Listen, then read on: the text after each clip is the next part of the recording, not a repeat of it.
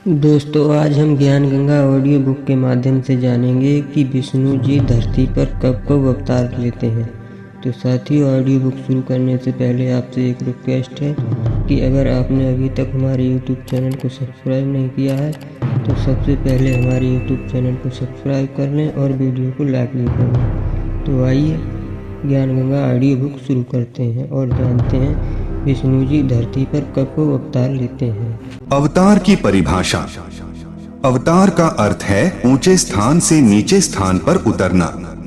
विशेषकर यह शुभ शब्द उन उत्तम आत्माओं के लिए प्रयोग किया जाता है जो धरती पर कुछ अद्भुत कार्य करते हैं, जिनको परमात्मा की ओर से भेजा हुआ मानते हैं या स्वयं परमात्मा ही का पृथ्वी पर आगमन मानते हैं। श्रीमद्भगवत गीता अध्याय 15 श्लोक 1 से 4 तथा 16-17 में 3 पुरुषों यानी प्रभुओं का ज्ञान है। नंबर 1, क्षर पुरुष जिसे ब्रह्म भी कहते हैं, जिसका ओम नाम साधना का है, जिसका प्रमाण गीता अध्याय 8 श्लोक 13 में है। नंबर 2, अक्षर पुरुष जिसको परब्रह्म भी कहते हैं, जिसकी साधना का मंत्र तत् जो सांकेतिक है, प्रमाण गीता अध्याय 17 श्लोक 23 में है। नंबर 3, उत्तम पुरुष तू अन्य मतलब श्रेष्ठ पुरुष परमात्मा तो उपरोक्त दोनों पुरुषों यानी क्षर पुरुष तथा अक्षर पुरुष से अन्य है। वह परम अक्षर पुरुष है जिसे गीता अध्याय 8 श्लोक 1 के उत्तर में अध्याय 8 के श्लोक 3 में कहा है कि वह परम अक्षर ब्रह्म है। इसका जाप सत है जो सांकेतिक है। इसी परमेश्वर की प्राप्ति से साधक को परम शांति तथा सनातन परमधाम प्राप्त होगा। प्रमाण गीता अध्याय 18 श्लोक 62 में यह परमेश्वर यानी परम अक्षर ब्रह्म गीता ज्ञान दाता से भिन्न है। अधिक ज्ञान प्राप्ति के लिए कृपया पुस्तक धरती पर अवतार सतलोक आश्रम बरवाला से प्राप्त करें। अवतार 2 प्रकार के होते हैं, जैसे ऊपर कहा गया है। अब आप जी को पता चला कि मुख्य रूप से 3 पुरुष यानी प्रभु है, जिनका उल्लेख ऊपर कर दिया गया है। हमारे लिए मुख्य रूप से 2 प्रभुओं की भूमिका रहती है। नंबर 1, क्षर पुरुष यानी ब्रह्म, जो गीता अध्याय 11 श्लोक 32 में अपने आप को काल कहता है।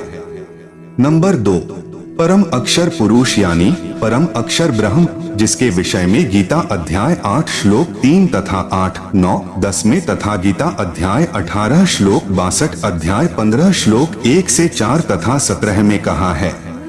ब्रह्म यानी काल के अवतारों की जानकारी।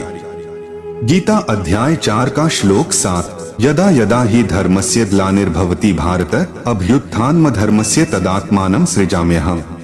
यदा यदा हि धर्मस्य ग्लानिः भवति भारत अभ्युत्थानम् अधर्मस्य तदा आत्मानं सृजामि अहम्। अनुवाद, भारत यानी हे भारत, यदा यदा यानी जब जब, धर्मस्य यानी धर्म की, ग्लानिः यानी हानि और अधर्मस्य यानी अधर्म की, अभ्युत्थानम् यानी वृद्धि, भवति यानी होती है, तदा यानी तब तब, ही यानी ही, अहम यानी मैं, आत्मानम यानी अपना अंश, अवतार, सृजामी यानी रचता हूँ अर्थात उत्पन्न करता हूँ।